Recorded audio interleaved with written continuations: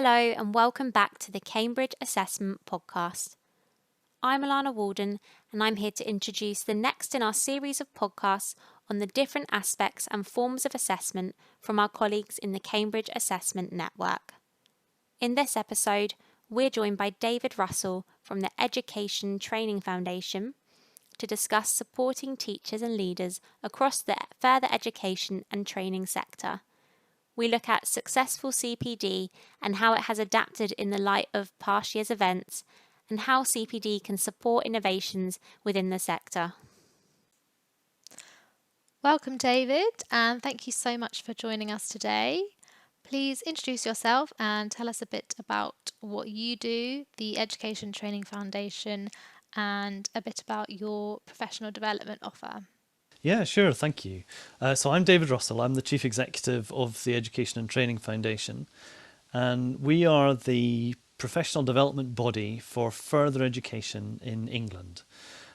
So we do all the professional development for teachers and trainers, we do leadership development, governance development, for anything in the post-16 education world outside of university in England. In terms of our professional development offer, it's very wide-ranging. So we have some big themes that we've run since we started 7 years ago. A lot of work on improving English and maths teaching. We have a suite of leadership development programs, so for college principals, for those who are aspiring to become principals and CEOs, but also for chief finance officers, for chairs, for governors and so on. And then we have a big development program for teachers who are going to teach the new T-levels. So biggest vocational education reform in England for some time. And we are preparing the teachers to teach T-levels very effectively. And then a wide range of other work. So we do safeguarding and prevent training, for example. We work with prison educators. We do a lot of work helping staff who teach learners with special educational needs and disabilities, and a lot of practitioner research as well, which we're very passionate about. So your organisation supports teachers and leaders across the sector to achieve their professional development goals. What do you believe makes for successful CPD? Well, that's a great question, and there is a good body of research now in what makes effective CPD. I wouldn't say it's over-researched by any means. I'd say it's still a bit under-researched, and in particular I'd say it's a bit under-researched in further education. But the evidence base is good enough, and we've used that to help us draw out 12 principles of effective CPD in further education. And we've divided these into design principles and delivery principles. So it's probably worth just going through that because they're all important, and how they work together is very important. So I won't go into great detail, but just to give you a sense of what the key elements are. Effective CPD, first of all, it needs to set clear expectations. And that might sound obvious, but it's so important that often the objective of professional development is not always clear, or it's not clear to those who are taking part in it. And thinking from the outset about exactly what it's trying to achieve, very, very important. Secondly, it needs to be sound in its evidence base. It needs to be informed by effective practice and research. I'm sad to say there's still a lot of CPD out there which is not based on evidence. And as a result, you're quite lucky if it's effective. So that's number two. Thirdly, it needs to use appropriate facilities and materials that engage and motivate practitioners. So you can have very clear CPD that's very evidence informed, but if it's not talking to the particular needs and motivations of the professionals who are engaging in it, it's not going to be ultimately effective in achieving a change in their long-term practice. And that's, again, it may sound obvious, but again, an awful lot of CPD in our sector is not designed with the practitioner in mind.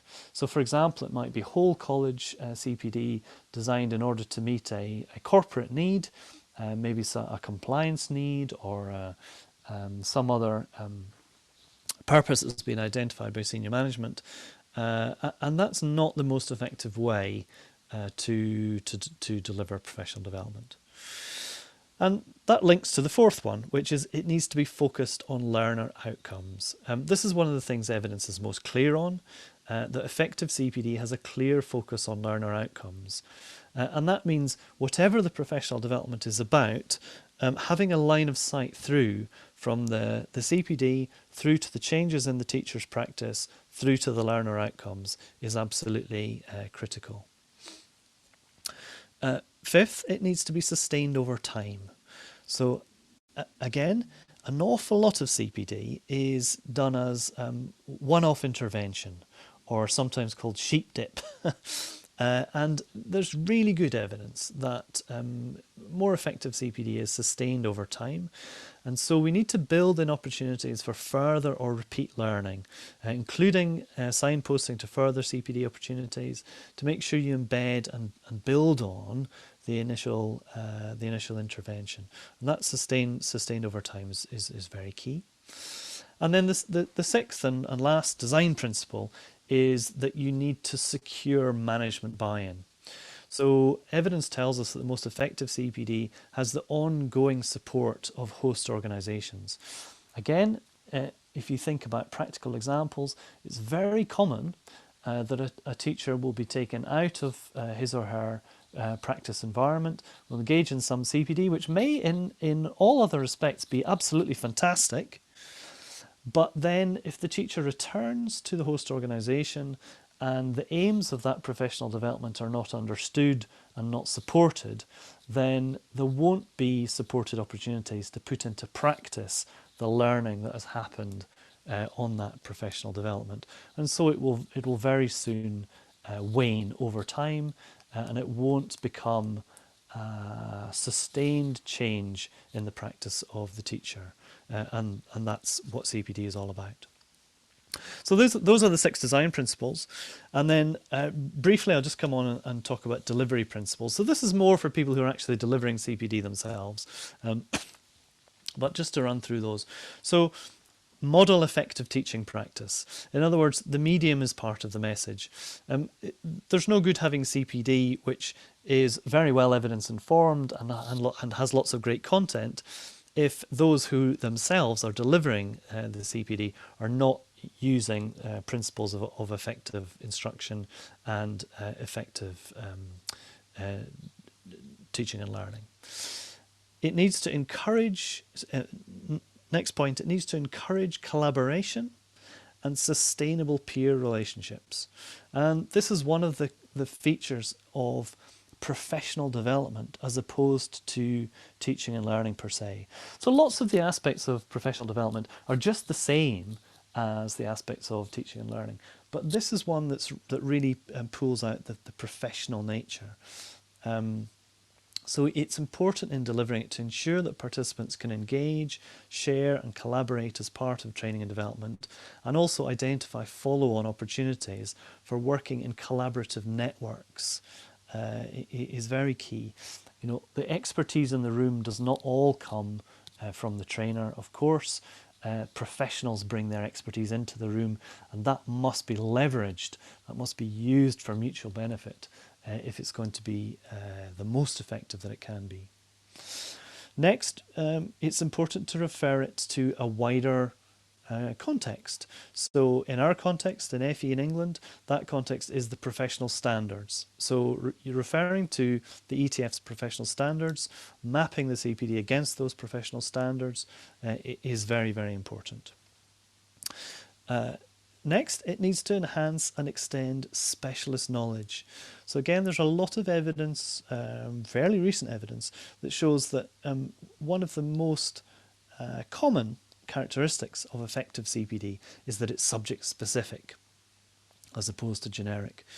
So helping practitioners to consider how they will apply the learning to the teaching and sequencing of knowledge and skills in their specialism really helps to drive effective changes in long-term practice from CPD. Second last, it needs to have opportunities for deliberate practice. So to practice new skills and techniques learnt, this is really important. Teaching is a practice. It's a practical science, a practical art, a practical craft. And when you learn new things, you have to practice them to get better at them. You can do that when you go back to the classroom or the workplace or whatever the teaching environment is, online.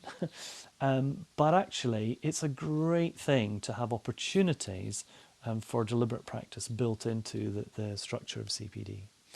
And then last, but by no means least, you need to support participants to measure their progress and reflect on their learning and plan the next steps. So most effective CPD is not a transmission model, but rather it's an iterative process of feedback and improvement where participants take ownership of their own development aims and their own achievement. Yeah, that's really interesting. Thank you. A lot of those things really echo what we're trying to achieve at the assessment network, particularly the collaborative networks and professional standards that you mentioned. So I just wanted to ask, in an education setting in particular, how do you engage people to make time for CPD? Yeah, it's a huge issue, isn't it? And in fact, there's an even bigger practical issue in further education in England, which is not just making the time for the practitioner, but also paying to cover their classes. We've done some research into barriers to CPD, and there are a number of barriers, as you might expect. So, not being able to find the thing that's relevant to my needs, not being able to make the time, not being able to afford it. But the single most common one is not being released, because institutions are typically working on very, very, very tight margins. And the cost of a cover teacher or cost of remission in any sense is prohibitive. And that's why often we build in to our CPD programs funding specifically to cover that teaching that is missed while the teacher engages, because teachers should not be obliged to engage in their own time. Absolutely not. It's a large part about culture. So in some institutions, finding the time for professional development is absolutely a non-issue, because it's seen as a crucial investment, a sharpening of the saw, if you like, that makes the rest of the time better spent. But in others, it's seen as a nice to have that can only be done in times of plenty, so to speak. So it's a cultural issue, and that culture typically flows from the top of an organisation, of course. So I would say that's the single most effective thing you can do to help teachers find the time to engage in professional development.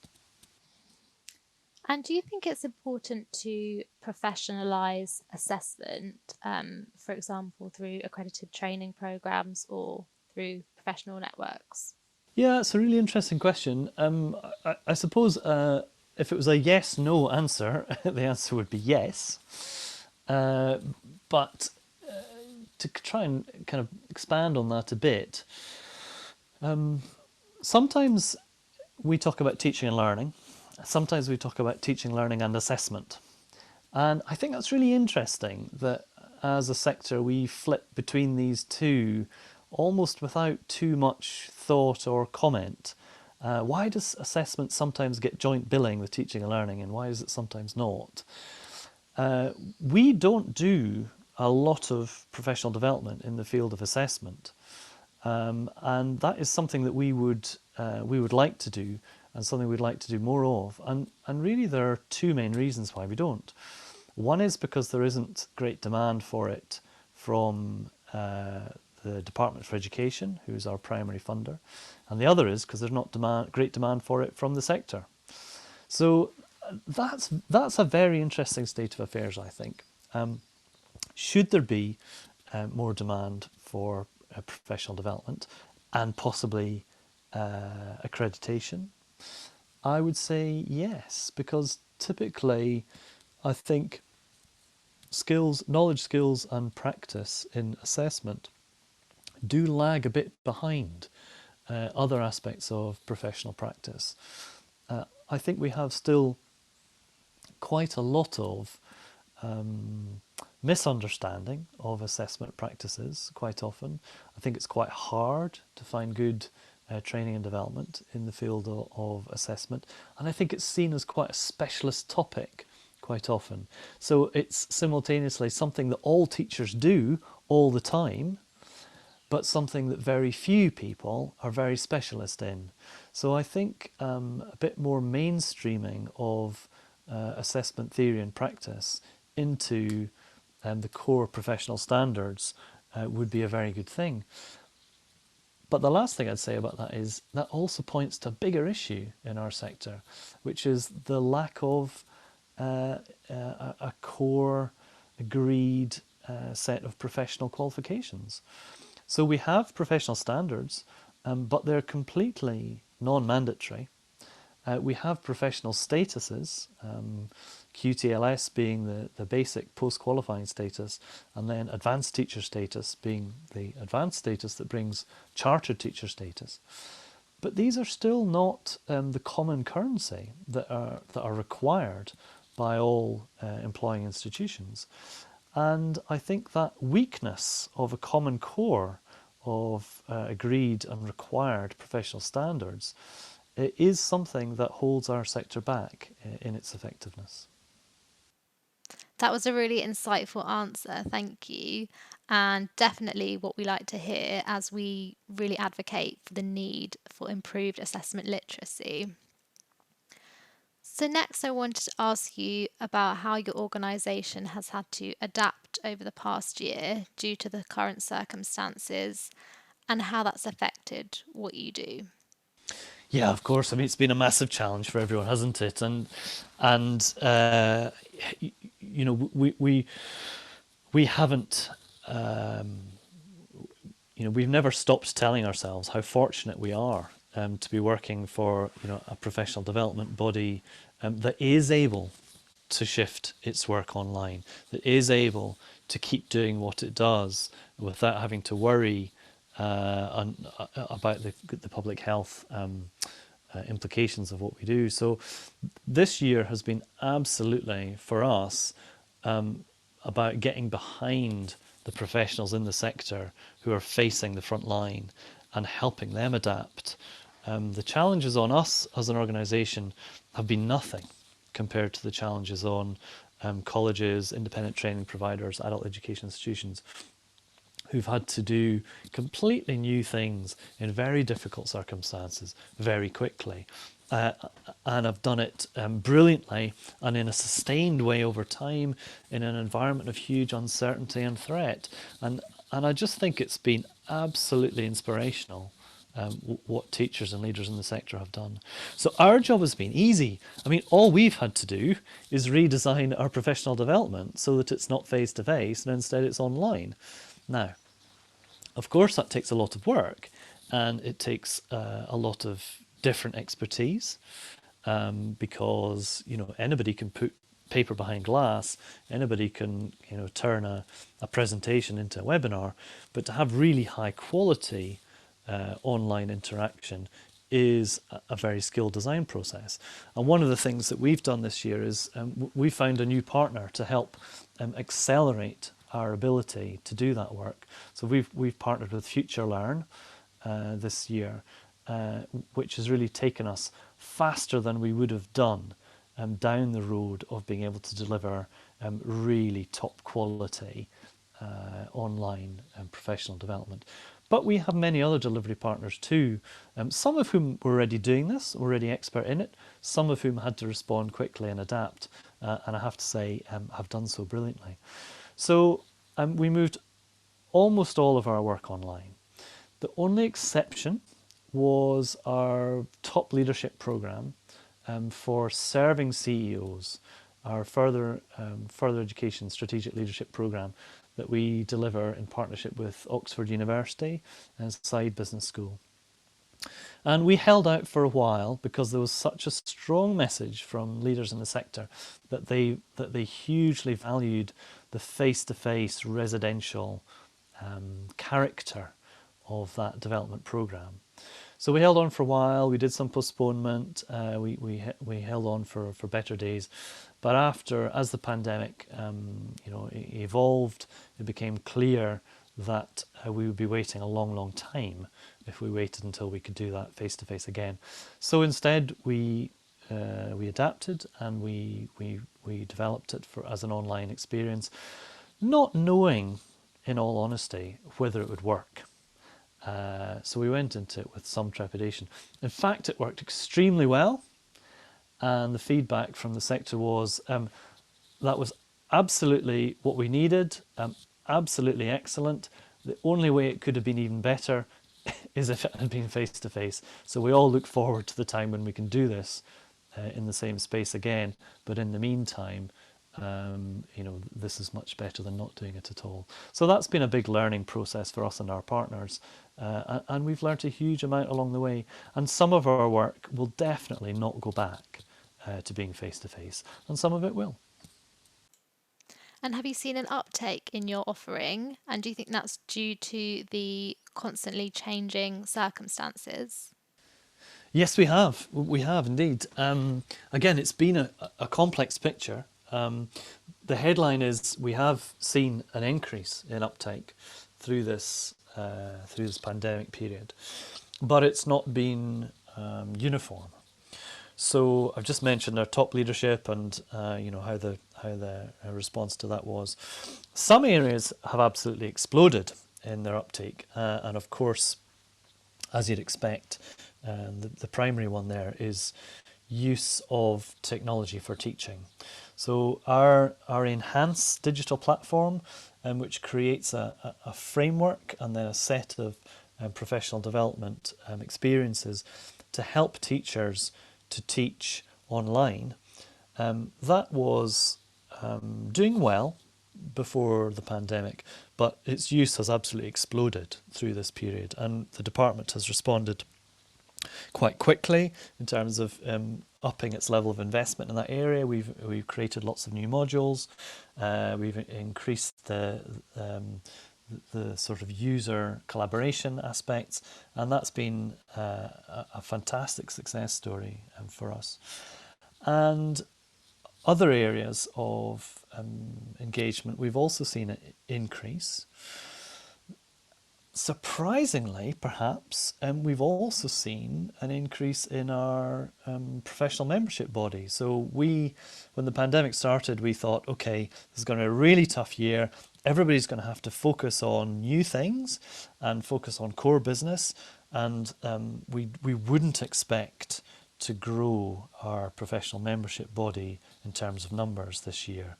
I mean, typically we look at a sort of 9-10% year-on-year growth, which is very, very strong. We factored in a flat. We thought we would do well if we stayed flat through the pandemic. In fact, we've had a 4% growth in our membership through this period, and I think that's just a testament to the importance of community and collaboration through this period. The sense of being part of something bigger and having support networks and having voices that are on your side and groups that you can tap into is very, very strong. So that's grown as well. We've also got the largest number of applicants both for QTLS and for ATS. So actually very, very strong improved engagement. I'd say the one area that bucks that trend is sometimes where we're trying to do new things with new partners in the sector, where we need a lot of bandwidth at the top of the organisation, needs a lot of headspace. And very understandably, sometimes organisations, colleges and others have had to say, look, we were really excited to be part of this partnership and to be one of your delivery partners. We have to put this on a slightly slower timescale because we're grappling with the pandemic and what it means for us. So Not a uniform picture, but overall a very, very positive one.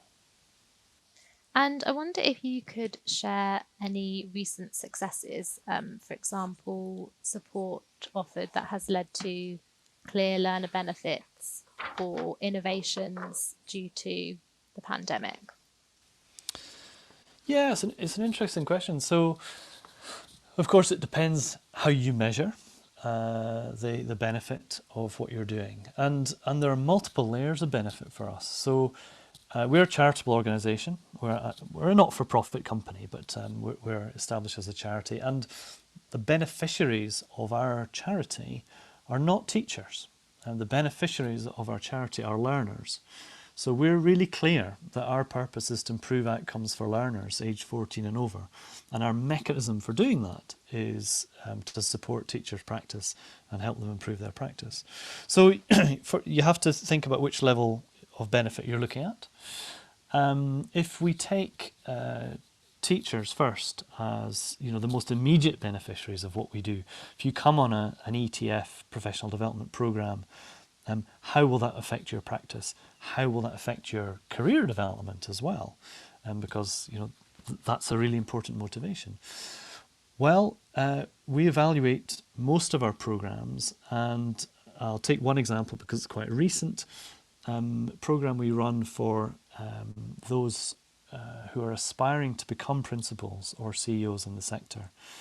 We've had a very successful conversion rate of people who've been on that program and have then subsequently gone on to secure principalships in the sector.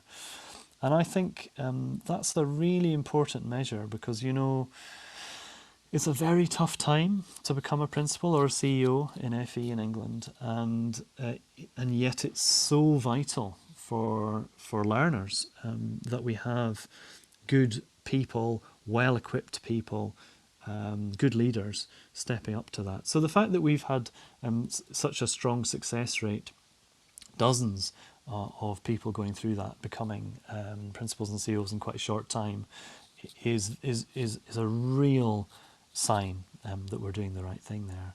But if you want to take the more fundamental answer about learners, well, you need to look over time because there's not an easy correlation between professional development, then changes in practice, then changes in learner outcomes, which are then measurable through some sort of metric like qualification outcomes or Ofsted grades or whatever.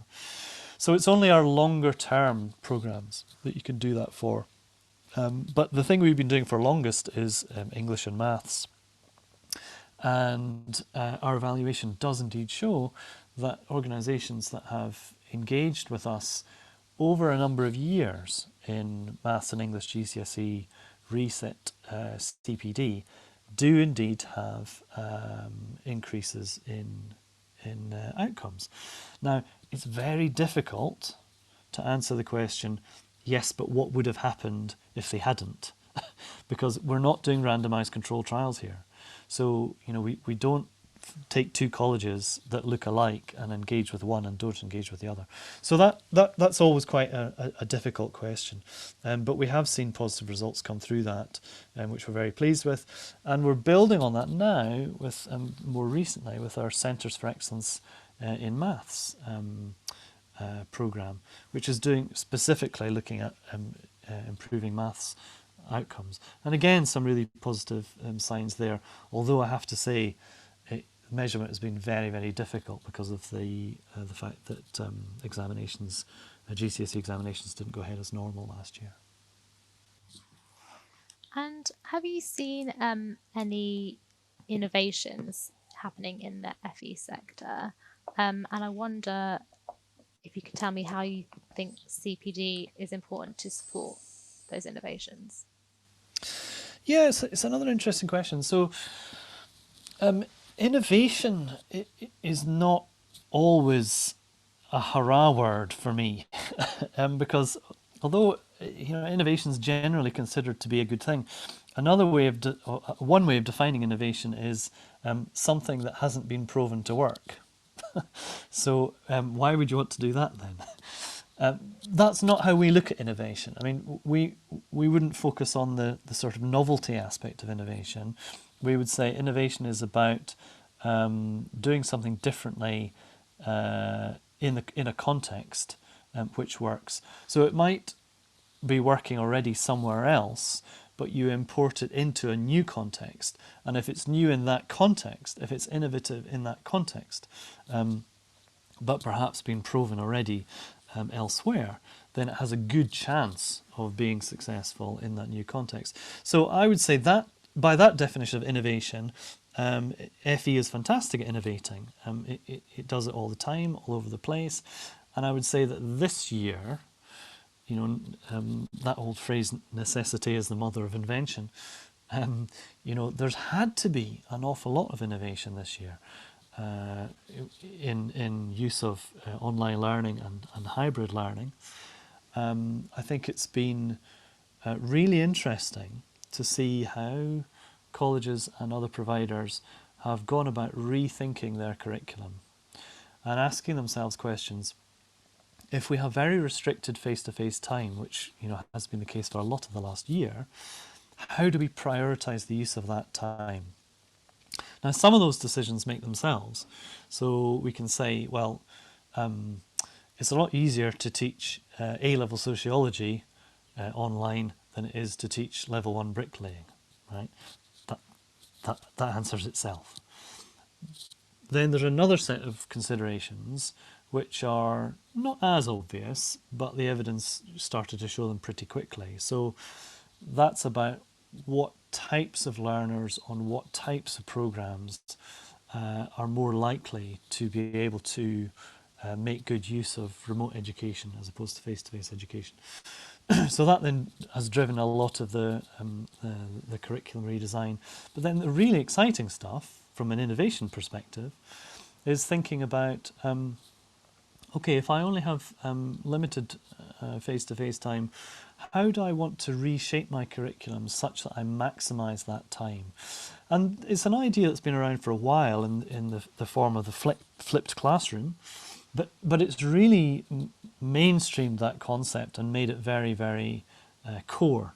The idea that you want your learners to come to the classroom or to the workplace having done everything they can do remotely, so that they can then use that time to get the most benefit of the skills and knowledge of the teacher. So it's then about things like identifying misconceptions from the remote education, or doing some deliberate practice, or really digging into the feedback, or doing some collaborative work with other students and so on. So that type of really sort of close detail curriculum innovation, I think, is the most exciting thing that's happened in the sector over the last year.